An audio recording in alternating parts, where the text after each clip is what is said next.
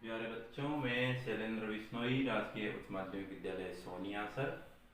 आज मैं e learning class 10th में मैथ सब्जेक्ट में गोला, उसका क्षेत्रफल और आयतन के बारे में चर्चा करने वाला हूँ। तो उससे पहले मैं आपको एक सिंपल से किस बॉल से एक जानकारी दे देता हूँ। ये गोलाकार आकृति है। कई बार कंफ्यूजन ये होता है उसमें अर्धगोले का पृष्ठीय क्षेत्रफल और संपूर्ण पृष्ठ क्षेत्रफल पूछता है, उस समय हम एक सूत्र को ले बैठते हैं। तो ये गोलाकार जो आकृति है, ठीक ऐसी बहुत सारी आकृतियां आपने देखी होगी। इसका क्षेत्रफल यानी एरिया निकालना पूरा पूरा, और इसमें अगर खाली जगह है तो ऐसी आकृति का अंदर का आयतन क्या होता है, ऐसे का आयतन और क्षेत्रफल निकालने के लिए हमें इस आकृति को ध्यान में रखना होता है। इसमें एक खास बात यह है कि इसमें केवल आपको त्रिज्या ध्यान में रखनी है। अगर व्यास दे रखा है तो व्यास का आधा त्रिज्या, और नई त्रिज्या दे रखी है तो त्रिज्या से हम इसका आयतन और क्षेत्रफल निकाल सकते हैं। अब बात आती है कि इसी को अगर बीच में से दो भागों में काट दिया जाए तो ये अर्धगोला हो जाता है, दो भागों में बढ़ जाता है। परंतु तीसरा फलक निकल के आता है, यानी जैसे ही काटेंगे तो बीच वाला भाग है वो वृत्ताकार भाग हमारे सामने दिखेगा। तो ये पार्ट और वो दोनों मिलाकर के अर्धगोले का संपूर्ण पृष्ठ कहलाता है और बाकी वक्र पृष्ठ कहलाता है। तो आज हम उस पर चर्चा कर लेते हैं। तो सबसे पहले हम लेते हैं गोले का क्षेत्रफल। आपको वृत्त का क्षेत्रफल याद रखना है, पाई आर स्क्वायर, उसके आगे लगाना है 4, यानी 4 पाई आर स्क्वायर। अब बात आती है अर्धगोले की। अर्धगोले का क्षेत्रफल यदि निकालना है तो 4 की जगह कर देंगे 2 पाई आर स्क्वायर। अब बात आती है अर्धगोले का संपूर्ण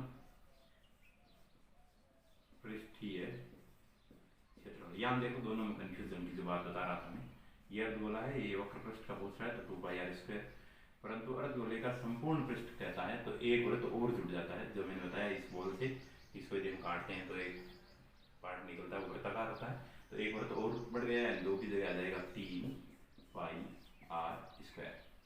ये तो है गोले से संबंधित, गोला और अर्धगोले के पृष्ठीय और संपूर्ण पृष्ठीय क्षेत्रफल की बात करते हैं।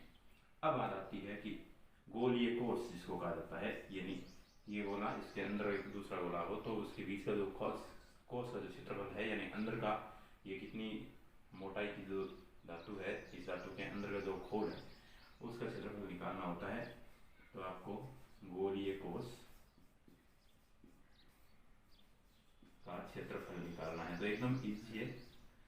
पहला आपका 4 और पाई तो रहेगा, ये रहेगा R21 माइनस R22, यानी 2 जो त्रिज्या रखी है बाहर की अंदर की, उसको हम काम में ले सकते हैं गोलीय कोष का क्षेत्रफल निकालने के लिए। अब बात आती है गोले का आयतन। गोले का आयतन यहाँ पर 4/3 pi r cube, 4/3 pi r cube, यहाँ क्यूब आ जाएगा, यहाँ 4/3 आएगा। गोले की जगह यदि आधा गोला हो यानी अर्धगोला, अर्धगोले का आयतन लेना हो तो 4 की जगह 2 कर देंगे, बाकी वही 2/3 पाई आर क्यूब। अब बात आती है कि अगर गोलीय कोष की जहाँ तक बात करते हैं, और यहाँ तो था गोलीय कोष का क्षेत्रफल निकालना, अगर गोलीय कोष का आयतन निकालना हो, गोलीय कोष का आयतन निकालना हो तो हमारे पास ये बात इतनी सी ध्यान रखनी है,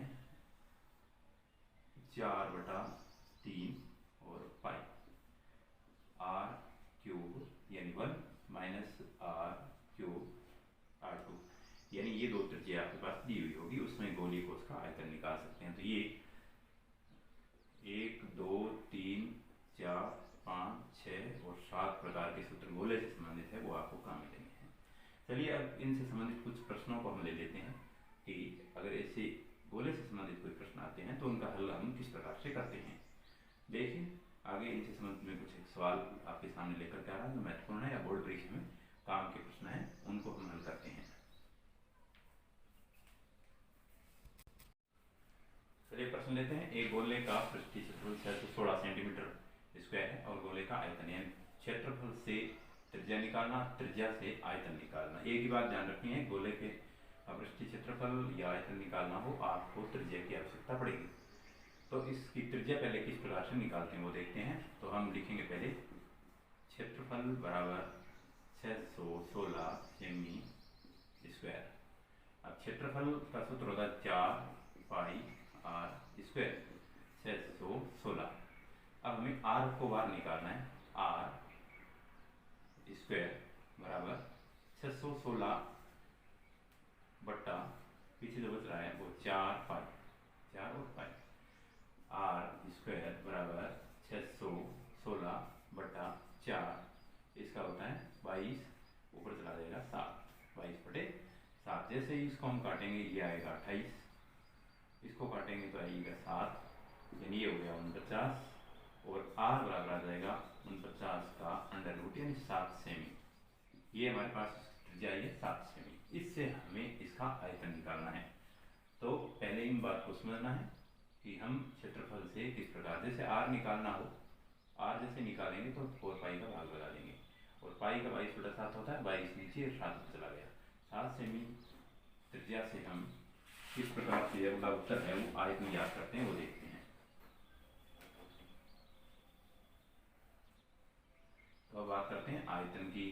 तो आयतन का सूत्र होता है 4/3 पाई आर क्यूब।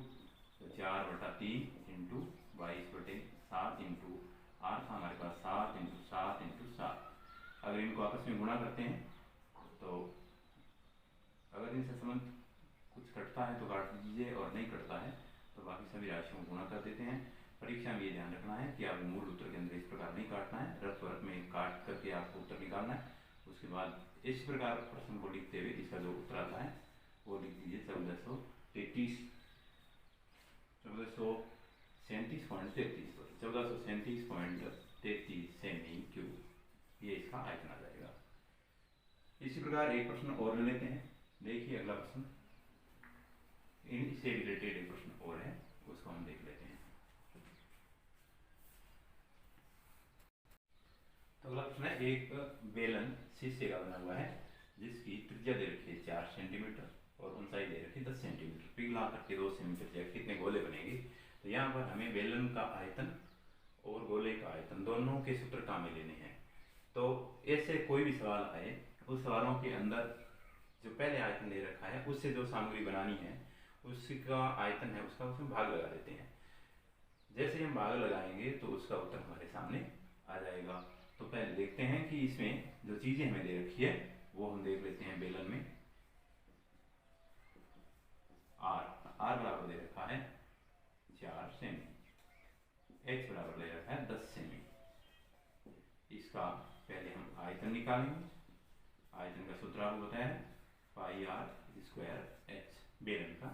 तो हम पाई आर का पाई लिख देंगे, आर स्क्वायर यानी 4 इंटू 4 और इंटू 10, यानी इनको यदि हम गुणा करते हैं तो 160 पाई क्यूब, यानी ये इसका आयतन आता है एक बेलन का। यानी बेलन का जितना हमारे पास त्रिज्या और ऊंचाई थी उससे ये इस बेलन का आयतन आ रहा है। इसको पिघला करके 2 सेमी त्रिज्या के गोले बनाए गए हैं। तो गोले की त्रिज्या दे रखी है बराबर, यानी आर बराबर 2 सेमी। अब इसका आयतन क्या होगा, ये आयतन का सूत्र है 4/3 पाई आर क्यूब। तो यहाँ 4/3 का मतलब है 4/3 अपनी जगह पे, पाई अपनी जगह पे, इंटू R3 2 इंटू 2 इंटू 2। इनको गुणा करते हैं 4 2 8 2 16 2 32, तो 32/3 पाई, यानी ये इस गोले का, एक गोले का आयतन हमारे पास आता है। अब इससे हम कितने गोले बनते हैं इस बेलन वाले आयतन से, यानी जो शीशा काम में लिया गया है उससे कितने बनते हैं उसके बारे में चर्चा कर लेते हैं।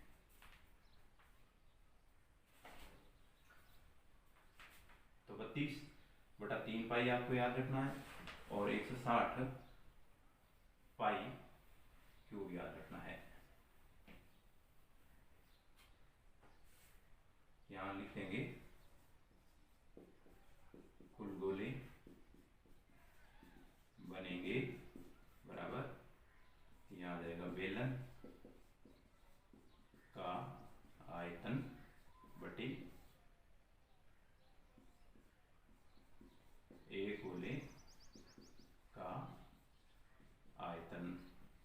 क्या आया था हमारे पास 160 पाई बेलन का आयतन था। दूसरी बात जो दे रखी थी वो 32/3, वो थी 32/3 पाई।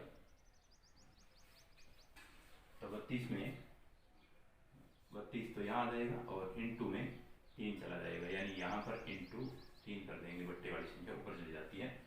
यहाँ पर पाई है तो पाई और पाई आपस में कट जाएगा। अब अगर इनको आपस में गुणा करते हैं तो 160 इंटू 3/32, तो जैसे ही हम इसका भाग देते हैं यहाँ पर तो 5 बार जाता है, और 5 को जैसे गुणा करते हैं तो 15 गोले बनेंगे। तो ये इस प्रकार के सवाल परीक्षा में पूछे जाते हैं। फिर से ध्यान रखना, सवाल के अंदर आपको नहीं काटना है, सारा काम काटने का जो है वो रफ में करना है, जो इस प्रकार से किया जाएगा। तो ये बोर्ड में आने योग्य प्रश्न था मैंने करवाया। आपको कैसा लगा ये ज़रूर मुझे कमेंट बॉक्स में करके बताएं, और साथ ही कमेंट बॉक्स में आप अपने सवाल है वो डाल सकते हैं ताकि उनको मैं आगे हल करवा सकूँ। जय हिंद, जय भारत।